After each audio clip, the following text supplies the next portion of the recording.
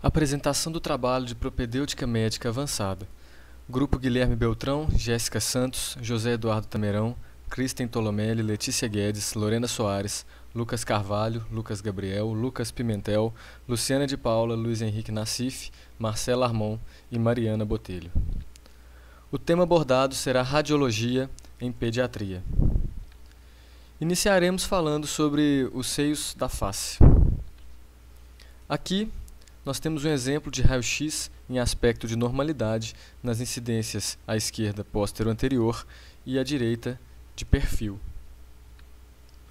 A visualização dos seios paranasais também pode ser feita através do método de Watters, que está indicado aqui nessa figura à esquerda, de acordo com esse posicionamento do paciente, e na figura central representa o resultado radiográfico dessa incidência. Sobre os seios da face, ao nascimento somente os seios maxilares e etimoidais estão presentes, porém não estão totalmente desenvolvidos. Por isso, o volume facial do recém-nascido é pequeno quando é comparado ao volume craniano. O desenvolvimento completo dos seios etimoidais acontece por volta dos 12 anos de vida. Enquanto que os seios maxilares podem se desenvolver até os 15 anos de idade, os seios frontais iniciam sua formação a partir dos 2 anos, e os esfenoidais se desenvolvem já na vida intrauterina da criança. Mas no fim todos eles se comunicam com a cavidade nasal através dos seus respectivos ósteos. Em relação às sinusites, elas são mais frequentes nas crianças devido a vários fatores. Entre eles a gente pode citar a imaturidade imunológica, a pequena distância entre a mucosa e os ósteos de drenagem e fatores diversos como o desvio de septo nasal, hipertrofia de adenoides, entre outros fatores. Então aqui a gente vai ter um raio-x de um paciente com sinusite que é observado essa opacificação do seio maxilar esquerdo. Então esse aqui que é o fato da radiografia. Um outro exemplo é de um paciente também com sinusite, porém agora o raio-x com a boca aberta, que evidencia um nível hidroaéreo no seio maxilar direito. Então, seio maxilar direito, o nível hidroaéreo aqui como exemplo. Nesse caso agora, a gente tem uma tomografia computadorizada em aspecto de normalidade, que está representando aqui o seio maxilar. Nesse momento, um outro exemplo de uma tomografia, porém essa agora já é uma sinusite aguda e ela apresenta um nível hidroaéreo em ambos os seios maxilares com espessamento mucoso, que é indicativo de uma sinusite aguda. Nesse caso agora, nós vamos observar um exemplo de uma sinusite crônica, que pode estar classificada dessa forma se for um quadro que se estender por mais de 12 semanas. 12 semanas de evolução, isso é sugestivo de uma cronificação do quadro. Então, essa cronificação ela vai gerar algumas consequências. Essas consequências vai ser o espessamento difuso dos seios maxilares, tem um espessamento assim da parede, com a esclerose e também o espessamento das partes ósseas, algumas áreas mais afinadas e outras mais espessas.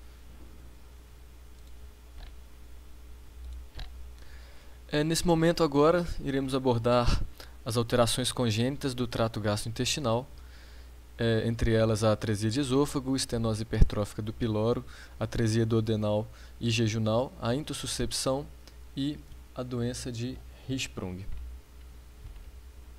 Então, iniciando pela atresia esofágica, então a atresia ela vai ser a formação incompleta do esôfago, com a frequente formação de fístulas com diferentes configurações.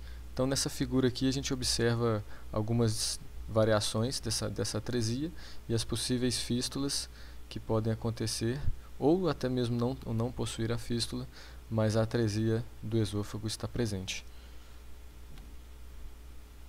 Alguns sinais e sintomas podem sugerir a investigação da atresia esofágica, e entre eles a gente vai poder citar as regurgitações, as pneumonias. As pneumonias são um indicativo da presença de fístula também. Salivação excessiva é um outro fator. Radiologicamente, vai ser possível observar a ausência da bolha gástrica, e polidrame também é um indicativo possível dessa atresia esofágica.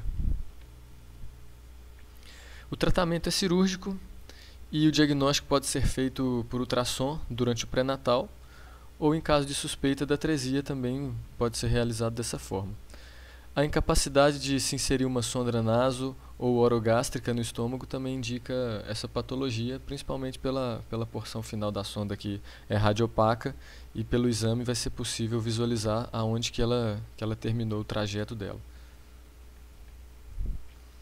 Aqui a gente vai ter uma imagem de uma radiografia que está contrastada com bário, em que não é possível observar ar na cavidade abdominal, e aqui a gente vai ver a atresia esofágica, que nesse caso ela não apresenta nenhuma fístula.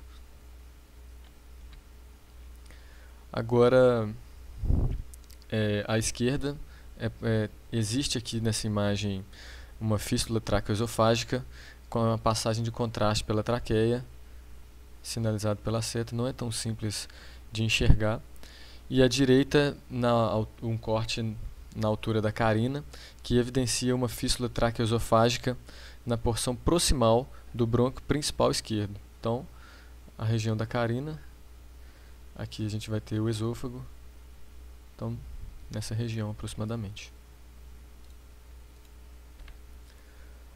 Agora falando sobre a atresia duodenal, normalmente acontece pela falha na recanalização do duodeno, por volta entre a 9ª e a 11ª semana de gestação, e tem um sinal que é clássico, que é conhecido como sinal da dupla bolha, que ele também pode ser indicativo de obstrução. Em ambas as radiografias de coincidência frontal, ela apresenta o sinal, não é o da dupla bolha, mas é um outro sinal também que pode ser característico, que é o sinal da tripla bolha, que também é sugestivo de atresia duodenal, que a gente pode observar aqui, por exemplo, nessa imagem à esquerda. A atresia jejunal também é um outro tipo de atresia existente. É uma patologia referente à formação incompleta do intestino delgado e que também vai ser corrigida cirurgicamente. O diagnóstico pode ser feito por radiografia abdominal, pela dilatação das alças delgadas e com aparecimento dos sinais de tripla ou até quádrupla bolhas. Em algumas situações, a gente pode até observar que pode haver também níveis hidroaéreos e, consequentemente, posterior aqui a gente não vai observar ar dentro das alças intestinais. A estenose hipertrófica do piloro é uma outra patologia também, de causa desconhecida. Essa estenose hipertrófica do piloro ela vai acontecer o estreitamento e o alongamento do piloro, sendo radiograficamente observada pela dilatação gástrica excessiva, a inexistência de ar no bulbo duodenal e nos intestinos delgado e grosso. Então aqui a gente vai ter um exemplo da estenose hipertrófica do piloro, com a ausência de conteúdo gasoso no intestino delgado e grosso e a presença de nível hidroaéreo na cavidade gástrica. Então não se observa ar nessa região, aqui um nível hidroaéreo, e até um aumento, uma ectasia desse estômago. Ainda falando sobre a estenose hipertrófica do piloro, temos aqui um outro exemplo que tem uma ectasia gástrica, que está aqui assinalado em amarelo, e o sinal do cordão na topografia pilórica, que é justamente esse detalhe que aparentemente difícil a passagem aqui pela estenose desse piloro. Aqui também mais um exemplo, nós temos uma radiografia de esôfago, estômago e duodeno, que ela está contrastada, a gente consegue visualizar o contraste aqui no estômago, nesse círculo vermelho, e que não é possível ter a progressão desse conteúdo. Então, se esse conteúdo ele não consegue progredir, então é mais fácil ele refluir. Então, nesse círculo azul, a gente vai observar esse refluxo desse contraste. Agora vamos falar um pouquinho sobre a intussuscepção, que é um distúrbio de um segmento intestinal, que ele vai deslizar por cima de outro. Então, o que acontece? A porção proximal ela invagina para dentro da porção distal, dessa forma que está aqui nessa imagem. Então essa é a forma de obstrução intestinal em lactentes mais comum e se caracteriza também como um abdômen agudo. No caso, só vai, em termos de frequência, só vai perder mesmo para a famosa apendicite. O pico de incidência vai ocorrer entre 3 a 9 meses de idade, porém pode ser observada a intussuscepção até os 2 anos de vida da criança. Então, a observação radiográfica, o sinal mais comum seria uma massa de partes moles que atrapalha a visualização do contorno hepático no quadrante superior direito, ausência de gases ou fezes no cólon ascendente, o ar no apêndice de forma se apresentando deslocado e quaisquer outros sinais de obstrução intestinal.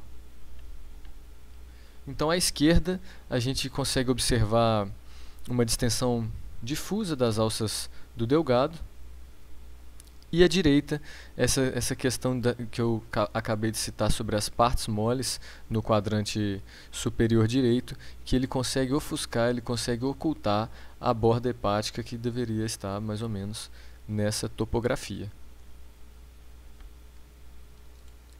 Ainda sobre a intussuscepção, existem outros achados específicos para poder identificar essa patologia, que pode ser o sinal em alvo, que ele é caracterizado por uma massa de partes moles que vão possuir áreas circulares, concêntricas e com uma radiotransparência, porque vai existir a presença de gordura mesentérica nessa região.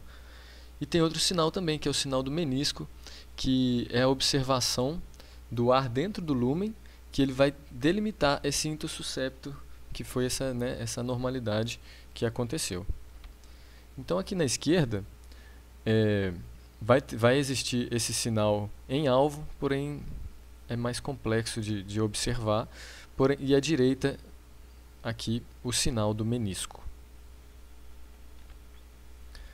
Agora um outro assunto, a doença de Hirschsprung, ela vai ser causada por uma aganglionose congênita da parede intestinal, que vai ocasionar obstrução parcial ou total, e o diagnóstico pode ser feito por enema baritado com tratamento cirúrgico. Então aqui nessa figura, ela está apresentando esse intestino distal agangliônico, mais estreitado, e que é possível comparar com a porção ígida, que é a porção mais superior aqui e mais proximal, enquanto a distal seria essa, que é a mais estreitada também. Então a porção ígida, ela vai ser inervada, ela vai ser preenchida com material fecal, enquanto a porção doente, ela não vai ter essas características. Aqui mais um exemplo, outra radiografia evidenciando uma contração irregular dessa porção distal do intestino, né, pelo exame, pelo contraste, a gente vê que está bastante irregular. Agora vamos falar um pouco sobre os tumores intraabdominais. O nefroblastoma é o tumor renal mais comum na infância e possui seu diagnóstico auxiliado pela propedêutica imaginológica. Então, o ultrassom abdominal ele vai ser eficaz para verificar se a lesão é sólida ou se a lesão é cística, se possui acometimentos vasculares, enquanto que uma tomografia computadorizada ou uma ressonância magnética ela vai ser importante na avaliação da disseminação e da extensão dessa lesão. A tomografia de tórax ela também vai ser importante para poder investigar possíveis metástases nessa patologia, que infelizmente elas podem acontecer. Então, agora aqui observando pelo ultrassom, o nefroblastoma ele se apresenta como uma massa ecogênica com alguns focos hipoecóicos. Então esses focos hipoecóicos eles normalmente vão corresponder às possíveis áreas de necrose que a gente pode observar nessa neoplasia. Então, radiograficamente, o nefroblastoma ele vai se apresentar como uma massa não homogênea e de baixo realce. Então aqui nessa figura à esquerda, na esquerda do paciente também, vai ser possível observar essa massa de baixo realce e não homogênea, que indicaria a presença desse nefroblastoma. E à direita, na tomografia computadorizada, é possível observar essa formação expansiva e heterogênea, né, na loja renal, porém de um tamanho bem expressivo.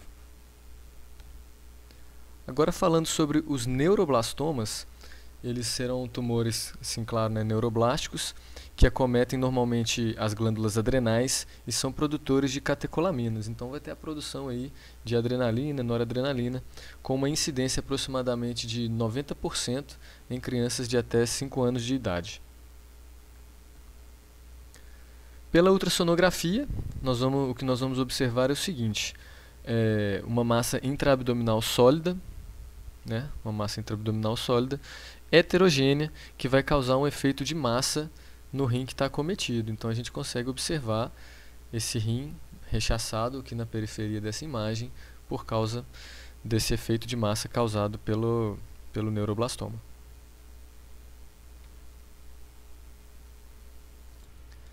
Ainda falando sobre o neuroblastoma, essa massa expansiva ela pode até gerar um quadro de ascite, pelo aumento, né, através de compressão da veia porta, ou até uma transformação cavernosa dessa veia porta.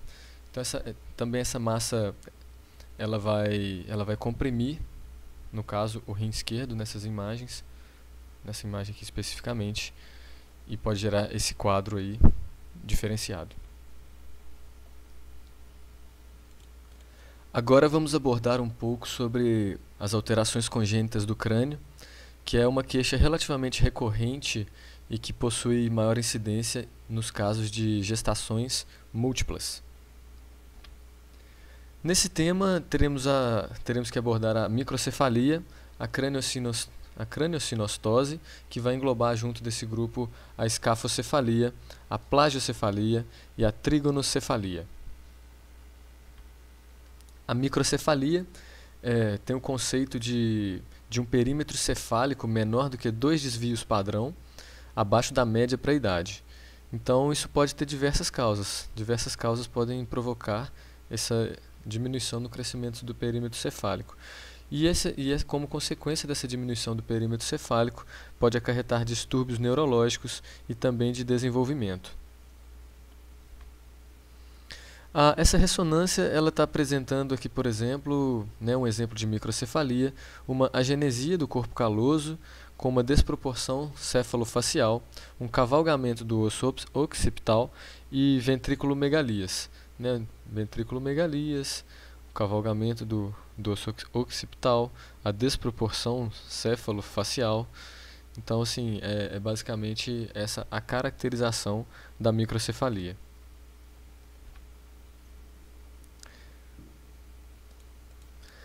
Então, nesse ponto aqui, a gente vai abordar e relembrar a possível correlação que existe pela infecção do vírus Zika e o nascimento de crianças com microcefalia. Então, nessas imagens, apesar de não estar com a melhor resolução, da esquerda para a direita, a gente vai ter as seguintes colocações aqui. A primeira, ela tem uma discreta hipoplasia do hemisfério cerebelar direito. Na segunda, vai existir uma certa proeminência do cérebro em relação ao telencéfalo e a redução da substância branca, seguida de ventriculomegalias. E na terceira, hipoplasias do tronco encefálico e do verme cerebelar. Aqui seria a explicação da imagem que nós acabamos de observar. E aí agora vamos falar um pouquinho sobre a craniosinostose. Nessa imagem a gente vai poder analisar comparativamente o crânio normal e as suas possíveis variações. Então, normal, a escafocefalia e os outros dois.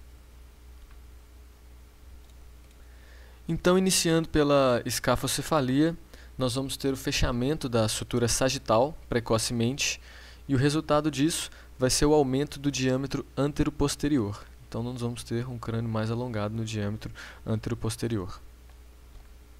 Na plagiocefalia, vai consistir no fechamento da sutura coronal de forma unilateral. Então, a sutura coronal vai ser fechada somente em um dos lados, e isso vai gerar um aspecto desproporcional ao crânio, e porque vai ter um lado que vai ser mais proeminente do que o outro. Ainda falando sobre a plagiocefalia, outra forma de plagiocefalia seria o fechamento assimétrico das suturas, excluindo a sutura sagital, que foi o caso anterior, que vai acarretar em algumas alterações, principalmente nas órbitas. Tanto o teto quanto o assoalho das órbitas ficarão mais rasos e isso vai promover uma deformidade ocular. Beleza, então agora falando sobre a trigonocefalia, algumas das características seriam a crista metópica, a deformação no formato da fontanela anterior, retificação do osso frontal, estreitamento do temporal, hipotelorismo, né, entre outros possíveis características. A trigonocefalia vai ser possível observar o fechamento dessa sutura metópica com uma crista proeminente no centro da testa, que vai ocasionar esse formato característico do crânio, esse formato triangular. E agora, para o nosso último tema, iremos abordar sobre as fraturas próprias da infância e o raio-x de mão e punho para averiguar também o crescimento. A fratura em alça de balde ela é caracterizada por lesões em diferentes níveis de consolidação e por esse motivo ela vai ser um tipo de fratura que ela vai sugerir maus tratos. Então, onde que é mais comum disso acontecer? Isso vai acontecer mais na tíbia, no húmero e no fêmur distal, aproximadamente na topografia metafisária. E é bastante comum em menores de 2 anos de idade. Outro tipo de fratura que também é bastante recorrente é a fratura em galho verde. E como que essa fratura vai funcionar? Ela vai ser mais comum em ossos longos, principalmente no antebraço, e é uma fratura incompleta. Então isso significa o quê? Que a cortical do lado côncavo, normalmente ela vai ficar angulada, ela não vai ser rompida, né, que é o que é observado aqui nessa imagem aqui também, é o lado côncavo, e enquanto que do lado convexo vai acontecer o rompimento dessa cortical, né, que é o lado contralateral, né, observado nessas duas radiografias. Falando um pouquinho agora sobre raio-x de mão e punho para poder estimar a idade óssea. Então, estimando a idade óssea, vai ser feita uma comparação dos centros de ossificação com os padrões apresentados por crianças normais. Então, vai pegar a radiografia de uma criança que está sendo investigada, a idade óssea, com uma criança que já se sabe e que é considerado o padrão da normalidade. A mão utilizada é padronizada a mão esquerda, porque como a maioria da população é destra, é esperado que menos acidentes irão ocorrer com a mão esquerda. Então, esse exame ele vai ser menos influenciado por essas questões externas. Na avaliação, vai ser feito a análise dos centros de ossificação entre os ossos rádio e ulna, metacarpos e falanges e os ossos do carpo. E essa análise ela possui a vantagem que é um método de fácil aplicação. Entre os diversos métodos de estimativa de idade óssea do paciente, vão se destacar as metodologias que utilizam de um atlas de radiografias como referência. Então, a fundamentação do método ela vai estar relacionada simplesmente na comparação do número de ossos presentes, do formato entre eles, os espaços entre esses ossos, né, na disposição desses ossos de uma forma geral. Então, para análise dessas radiografias, os principais critérios estabelecidos vão ser a comparação das porções distais do osso rádio e ulna, né, em contato ali com o carpo, a comparação entre os ossos do carpo, os metacarpos e as falanges distais. Aqui, para poder, como uma exemplificação, na imagem à esquerda, a gente tem uma criança de 6 anos que está sendo comparado com a imagem à direita, que é a imagem do atlas. Então, vai ser possível visualizar os ossos do carpo e comparar as distâncias, o tamanho, o número, a metacarpo falangianas, as falanges distais em ambos. E nesse caso aqui, uma idade aproximada de uma criança de 7 anos, apesar da criança da esquerda ter cronologicamente 6 anos de idade. E por fim, aqui é somente um exemplo das marcações dos centros de ossificação para a estimativa da idade óssea, né, por essa metodologia de comparação pelos atlas com as respectivas idades. E aqui estão as nossas referências utilizadas para a confecção desse trabalho. Muito obrigado pela atenção de todos.